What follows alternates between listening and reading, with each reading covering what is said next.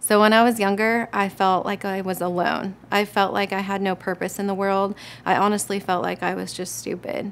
And so as I turned into a teenager, I turned to drugs because drugs made me feel good. Life is more than random events that happen to us from one day to the next. We're caught up in a story, one that God has been writing from the beginning of time. Stories of darkness and light, brokenness and redemption. They show us who He is and how much He loves us. They're the stories of our lives, and if we let Him, He'll use them for His glory.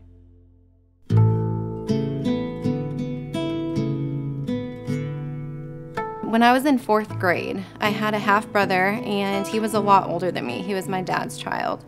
He overdosed and died.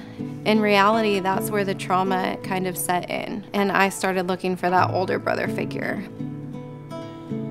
Instead of showing me God and showing me grace and showing me the clear path to where God would want my life to go, this man showed me the drugs, he showed me the sex, he showed me the party lifestyle, showed me how to sneak out of my house at 13. I started the smoking, I started doing ecstasy all the time, and at that point it was just fun, it was just something to do.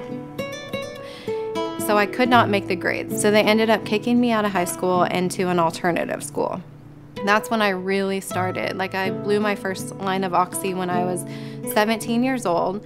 I started shooting heroin at the age of around 18. We went to get heroin. It was me and another friend, and around us in the car, you know, we had the needles, we had the spoons, we had it all out in the car, and we shot up in the parking lot of a grocery store. And in that moment, like, our eyes just closed. So our eyes were shut, and we just laid there for 6 hours that day. So we didn't know that it had been bad heroin, and we were literally overdosing in this car. And 6 hours later, our eyes just opened.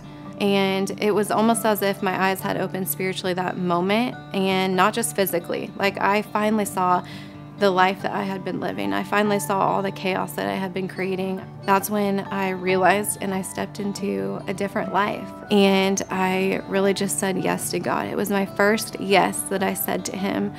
After I left rehab, I moved in with my grandma.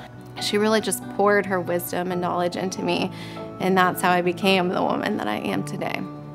Britni had some trouble when she was younger, especially during high school and after high school. She was in prison for 5 weekends, from Friday afternoon to Sunday afternoon.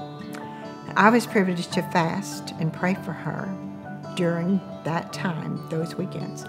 And she has changed from a rebellious, I don't even know all of the problems that were in her life at that time, but she has changed from that into a beautiful child of the Lord.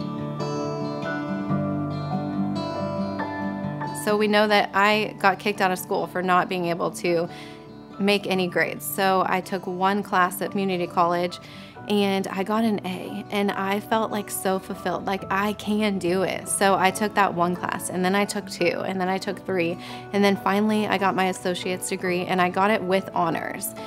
And I know that is a little degree, but for me it was like everything. Like, it meant the world to me. So kept going, getting my master's degree in social work.